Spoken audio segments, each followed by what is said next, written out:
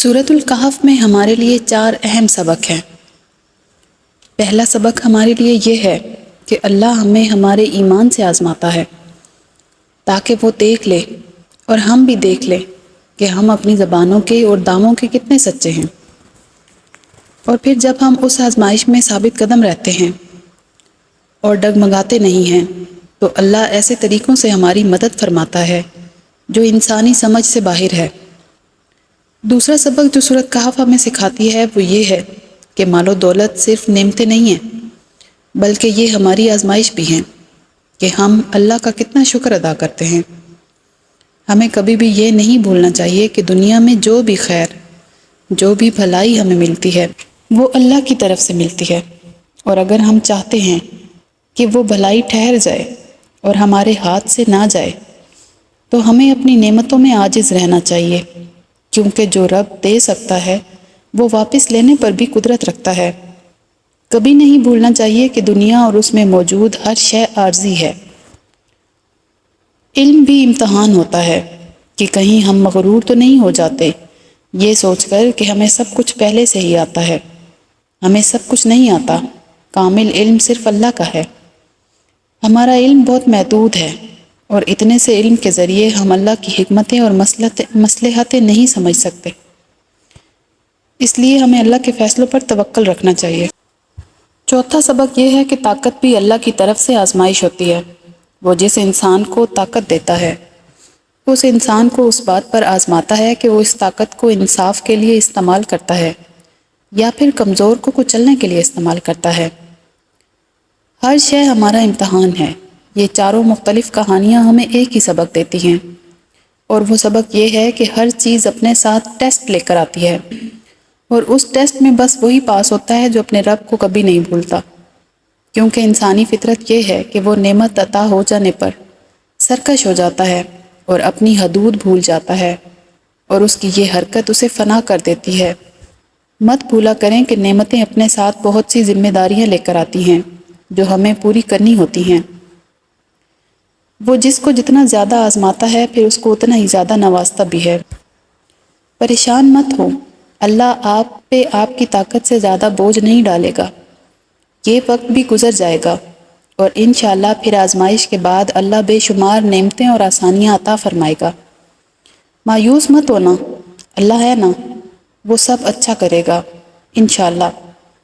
صبر کر کے دیکھو، کیا پتہ اللہ کی بھی وہی رضا ہو جو تمہاری ہے۔ حدیث میں آتا ہے کہ انسان کو کوئی چیز ملنے والی ہوتی ہے کہ اس کے گناہ آڑے آ جاتے ہیں، اس لیے گناہوں سے بچیں اور زیادہ سے زیادہ اچھے اعمال کریں۔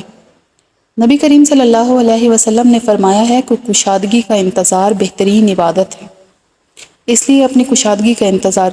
صرف ایک اللہ ہے جو ہمیں اس خلا میں تھامے ہوئے ہے۔ ہم زمین پر پڑی مٹی کے ڈھیر میں ایک ذرے یا درخت پر لگے ہوئے ایک پتے سے زیادہ وقت نہیں رکھتے۔ نماز اور قرآن بعض دفعہ آپ کے حالات تو نہیں بدلتے، مگر آپ کو ان حالات میں اچھے طریقے سے رہنا سکھا دیتے ہیں۔ آزمائش صرف دین پر چلنے سے نہیں آتی، بلکہ جو آزمائشیں اور مصائب آپ کے لیے لکھ دیے گئے ہیں وہ آپ کو مل کر ہی رہیں گے۔ قرآن کی دوری سے اتنا ہوگا کہ وہ مسائل آپ کو پاگل کر دیں گے، اور قرآن کا قرب آپ کو ہر مشکل سے نکالنے کا راستہ دکھاتا رہے گا۔ قرآن میں ہر چیز کا جواب ہوتا ہے، ہر دکھ کا مداوع، ہر پریشانی کی تسلی، ہر فکر کا حل۔ بہترین لوگ بہترین نیت رکھتے ہیں، جس کی وجہ سے اللہ تعالیٰ ان کے تمام کاموں کو سنوار دیتا ہے، اور جس کام کو رب سنوار دے اسے کوئی بندہ بگاڑ نہیں سکتا۔ صبر اور نماز اللہ والوں کے لیے 2 بڑے ہتھیار ہیں۔ نماز اللہ اور انسان کے تعلق کو مضبوط کرتی ہے۔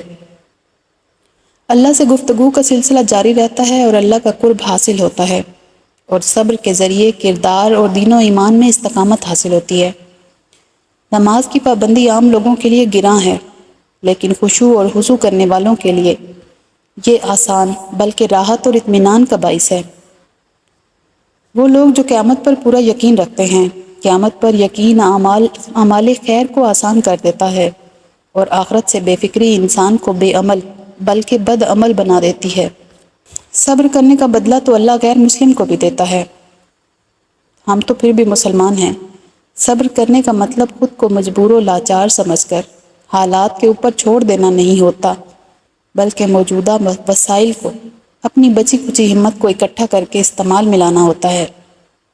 صبر آپ کو دلی اطمینان دیتا ہے، امید دیتا ہے، اخلاق میں بہتری لاتا ہے۔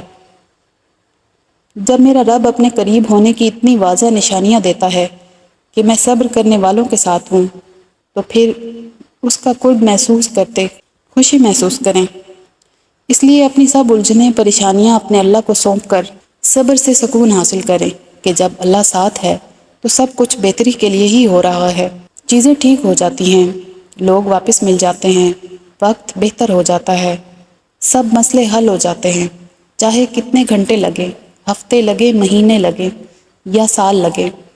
ہر ایک کی آزمائش کا اپنا وقت ہوتا ہے، مگر جب وہ کن کہہ دے، آپ کا صبر اور خاموشی اس کو پسند آ جائے تو لمحہ بھر میں سب ٹھیک ہو جاتا ہے۔ خود کو یقین دلائیں، خود کو بتائیں کہ وہ میرا رب ہے، مجھے پیدا کرنے والا۔ ساری دنیا مجھے چھوڑ جائے، ساری دنیا کے لوگ غلط کہہ دیں، مگر میرا اللہ کبھی مجھے چھوڑے گا نہیں، وہ کبھی مجھے غلط نہیں کہے گا۔ وہ ہر لمحہ، ہر سانس میرے لیے موجود ہے۔